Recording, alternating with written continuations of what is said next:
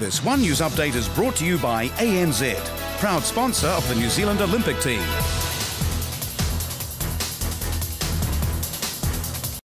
The extreme weather also caused chaos across our biggest city, uprooting trees, lifting roofs and smashing windows. Emergency services were stretched responding to call-outs. Donna Marie Lever reports. It took just seconds for a tree trunk to come plummeting through Adam Davies' roof into the living room. Then I heard the crash bang of the wind and it was the tree falling down, so I ran into the back room over there, and when I came back there was a big hole in my roof. No one was hurt, but it was still enough to give him a huge fright. I nearly had to change my undies, I think, because I was a bit scared. Power outages have hit many pockets across the city too, and emergency services have been flat out for most of the day. Trees across roadways, trees against buildings, tiles off roofs, and sheds against a car, one incident. 130-kilometre winds lashed the city.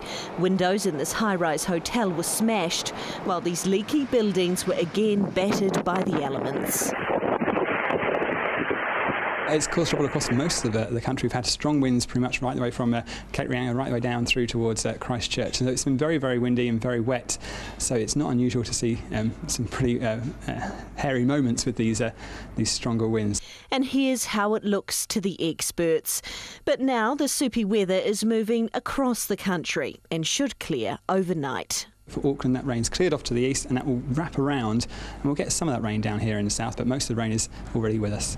But there was still a silver lining in the day for some, the squally weather creating a perfect storm for a fun day out. Donna Marie Lever. This One News update is brought to you by ANZ, proud sponsor of the New Zealand Olympic team. One News update is brought to you by ANZ, proud sponsor of the New Zealand Olympic team.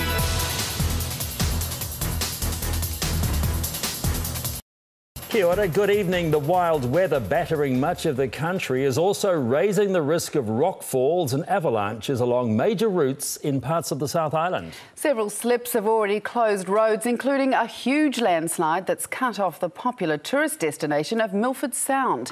It'll take days to clear massive boulders weighing 200 tonnes from State Highway 94. Renee Graham has the latest.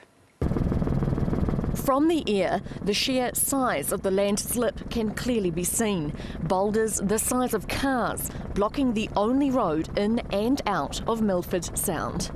The Transport Authority warning State Highway 94 could remain closed for days. We came across a big slip. It's a scree and rock slip. The rocks are quite large. Some of these boulders weigh 200 tonnes. This avalanche zone was closed overnight because of the danger of more rock falls.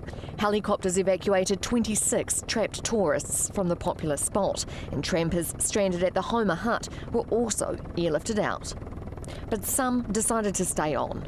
We expected to be able to leave today, but we expected it just to be avalanches, not quite as bad as it is. Geotechnical experts spent the day assessing safety risks. They'll start clearing the debris tomorrow with large rock-breaking equipment and an excavator weighing up to 40 tonnes. At this point in time, it is unknown how long it will be closed. It'll take a few days to clear the immediate slip, but it really depends on how much material up from the slip needs to be removed to make the site safe. Elsewhere, heavy rain, snow flurries and gale force winds lash the South Island. The authorities are urging drivers to drive to the conditions and watch for flooded rivers, slips and damaged trees. Renee Graham, One. This One News update is brought to you by ANZ, proud sponsor of the New Zealand Olympic team.